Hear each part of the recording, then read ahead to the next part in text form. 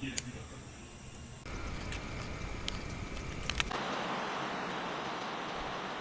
semua, Assalamualaikum. Kembali lagi ke channel Umi Nuha.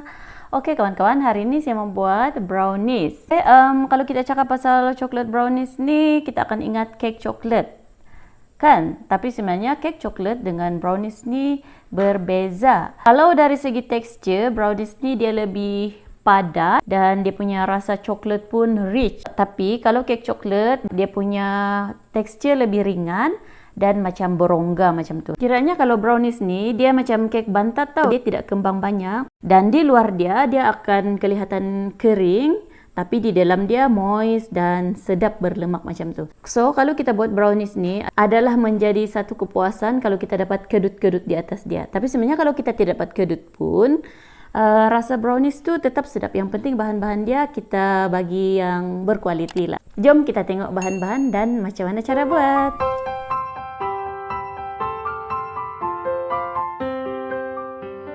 Okey, macam biasa kita sediakan dulu loyang. Ini loyang 8 inci. Kita sapukan butter di keseluruhan permukaan loyang tu dan saya lapiskan dengan 2 lapisan baking paper. Yang bahagian atas tu lebih sikit lah supaya senang nanti kita mau keluarkan kita punya brownies. Okey, sekarang ni kita mau ayahkan tepung dengan serbuk koko. Kita timbang dululah, kalau boleh gunakan penimbang digital sebab dia lebih tepat. Okey, kita perlukan dalam 100 gram tepung dan juga dalam 25 gram serbuk koko. Wajib ayak ya kawan-kawan supaya kita punya bahan ni tidak bergumpal-gumpal. Lepas ni kita akan ketepikan dulu ni bahan kering kita sebab kita mau cairkan coklat dengan butter. Okey kawan-kawan, di sini saya gunakan coklat jenis dark compound. Yang ni kita perlukan dalam 150 gram. Dari segi rasa dan kos, saya lebih prefer yang dark compound ni, mampu milik dan sedap. Okey, butter ni kita perlukan dalam 70 gram. Untuk butter ni kita boleh gunakan yang salted ataupun unsalted. Yang ni saya gunakan salted. Cumanya kalau yang unsalted tu kita perlu tambahkan secubit garam lah macam tu. Kemudian kita tambah lagi dalam 30 ml minyak masak. Okey, sekarang ni kita mau cairkan coklat dengan butter dan juga minyak tadi. Kita guna kaedah double boil. Jangan cairkan coklat direct atas api tau. Nanti coklat kita ni hangit. Okey kawan-kawan, pastikan coklat tu cair sepenuhnya, tiada lagi ketulan-ketulan sebelum kita sejukkan, okey?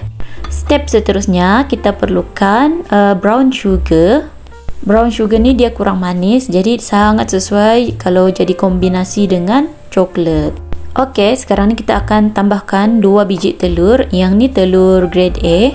Pastikan sudah berada di suhu bilik ya kawan-kawan. Okey, tambahkan sedikit esen vanila.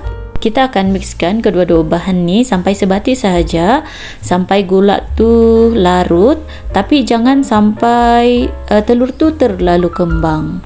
Kacau perlahan-lahan sampai sebati. Sekarang ni kita masukkan coklat cair tadi, yang ni sudah sejuk. Tuangkan semua. Kemudian just kacau sebati. Simple. Pastikan ya kawan-kawan yang di bahagian bawah-bawah tu pun tercampur rata, okey? Tekstur dia likat, pekat dan seolah-olah macam kenyal. Okey, seterusnya kita akan masukkan bahan kering yang kita sudah ayak tadi, iaitu tepung dan juga serbuk koko. Masukkan sedikit demi sedikit sahaja supaya senang kita mau aduk rata. Okey, kita mixkan menggunakan whisk sahaja. Ini yang bestnya buat brownies ni, sebab kita tidak perlu gunakan mixer. Jadi tidak payah susah hati, sesiapa yang tiada mixer di rumah pun boleh buat brownies ni. Okey, masukkan semuanya dan pastikan semua bahan-bahan tu tercampur rata dan betul-betul sebati. Okey, yang ni sudah siap dan kita akan masukkan ke dalam loyang. Masa ni pastikan kamu sudah panaskan oven tau selama 10 minit. Ni tips penting kalau kita buat kek ni, tips asas. Oven kena panaskan dulu sebelum bakar kita punya kek, okey? Yang ni saya cuba keluarkan gelembung-gelembung udara yang besar dalam kita punya brownies tu. Hentakkan sikit dan kita boleh bakar dalam oven. Alhamdulillah, kita punya brownies pun sudah masak dengan jayanya. Dia punya kedut-kedut pun kelihatan cantik macam tu. So, kita akan sejukkan dulu kita punya brownies ni, baru kita pindahkan ke atas cake board. Okey kawan-kawan, ini cara saya pindahkan brownies saya ke atas board. Sisipkan dulu scraper di bahagian tepi cake tu. supaya sedang nanti dia melerai dari loyang. Kemudian kita akan angkat kek ni, angkat cepat-cepat tapi lemah lembut. Lemah lembut tapi pantas. Macam mana tu ah? Yang tu praktis sendirilah. Yang ni pula saya mau buka dia punya kertas ni. Kalau kita sudah sapu butter, biasanya brownies tu tidak melekat kuat lah atas baking paper. So buat perlahan, jangan terlampau kasar, nanti pecah-pecah kita punya brownies nanti. Okey, jom sekarang kita potong. Cara potong terpulang pada kamu. Kalau saya potong-potong kecil macam ni supaya senang nanti anak-anak mau makan, senang kasih bahagi sama dia orang lah. Kalau boleh gunakan pisau yang macam ni, pisau bergerigi dan tajam supaya senang mau potong. Kalau yang berniaga tu kena potong cantik-cantik lah supaya customer pun puas hati kan.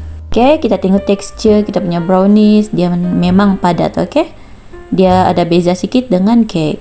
Okay, yang ni saya mau buat topping pula. Terpulang pada kamu sama ada kamu mau letak topping atau tidak. Topping ni boleh guna topping Nutella ke ataupun apa-apa yang kamu suka. Tapi saya ada coklat ganache saja. Ini pun cair. Tiapa hantam saja sebab anak-anak juga yang mau makan. Perhiasan tu ikut kreativiti masing-masing. Tara, brownies kita sudah siap. So, lepas ni kita akan makan dengan anak-anak. Aduh, sekali lagi mikrofon saya buat hal. Rupa-rupanya video ni tiada audio. So, kamu suggest dulu apa mic yang sesuai untuk buat konten. Mana tahu boleh perbaiki dari segi audio kan?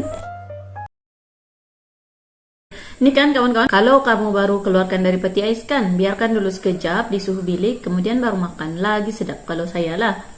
Tapi serius, yang ni memang betul-betul rich dia punya coklat.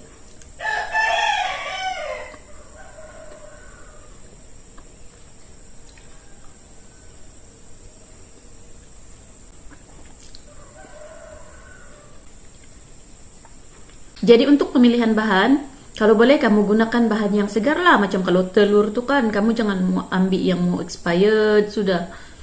Kalau coklat pun ambil yang agak berkualiti dah, sebab untuk hasilkan brownies yang sedap ni bergantung pada kualiti bahan yang kita ambil. Okay?